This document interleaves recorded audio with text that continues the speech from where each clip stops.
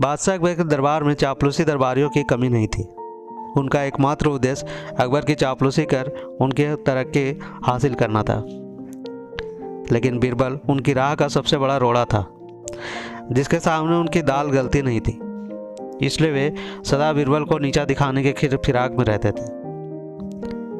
एक दिन दरबार लगा हुआ था। बीरबल सहित सभी दरबारी दरबार में उपस्थित थे। सहसा अकबर ने दरबारियों के सामने एक प्रस्ताव रख दिया।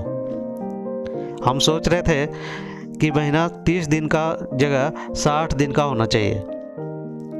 आप लोगों का इस बारे में क्या ख्याल है? यह सुनना था कि चापलूसी दरबारी हाँ में हाँ मिलाने लगे। यह उनके लिए चापलूसी का बेहतर अवसर था। कुछ दरबारियों ने कहा, जहाँपना, आपका विचार अति उत्तम है। 30 दिन का महीना बहुत छोटा होता है, कामकाज पूरे नहीं हो पाते, इसलिए महीना 60 दिन का होना चाहिए।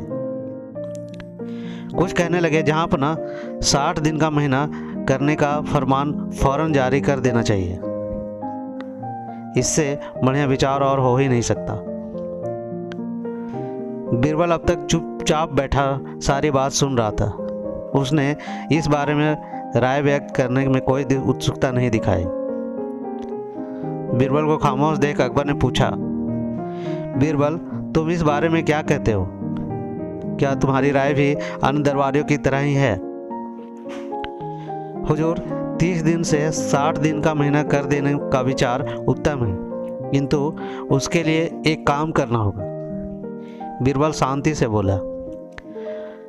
अकबर कुछ कहते उसके पहले ही दरबारी एक स्वर में कहने लगे, हम बादशाह सलामत के आदेश का पालन करने के लिए कोई भी कार्य कर सकते हैं और हम सब इसके लिए तैयार हैं। अच्छी बात है, बीरबल बोला। आप लोग तो जानते ही हैं कि पृथ्वी पर 14 दिन चांदनी रातें और 14 दिन अंधेरी रात चंद्रमा के कारण होती है। प्रकृति के इस नियम के कारण पृथ्वी का महीना 30 दिन का होता है। अब जब आप लोग 60 दिनों का महीना करने के लिए कुछ भी करने को तैयार है, तो ऐसा कीजिए कि चंद्रमा को कहकर 30 दिन चांदनी रातें और 30 दिनों के अंधेरी रातें करवा दीजिए। ये सुनना था कि चापलूस दरबारी बगले झांकने लगे। बीरबल अकबर से बोला, जहाँपना, देखिए सारे कर्मठ दरबारियों को सांप सूख गया। अब ऐसे में क्या किया जाए? अकबर ने दरबारियों की परीक्षा लेने के लिए यह प्रस्ताव सामने रखा था। दरबारियों की चापलूसी देख वे नाराज हो गए और उन्होंने लताड़ते हुए बोले, चापलूसी कर बीरबल की दरबारी करने चले हो। जानते नहीं, बीरबल की बराबरी के लिए अक्ल हो चाहिए, चापलूसी का गुर नहीं। तो ये थी आज की कहानी। कैसी लगी अपने दोस्तों के साथ शेयर कीजिए और कमेंट में ज़रूर बताइए। मिलते हैं एक ऐसे ही नई कहानी के साथ, तब तक के लिए धन्यवाद।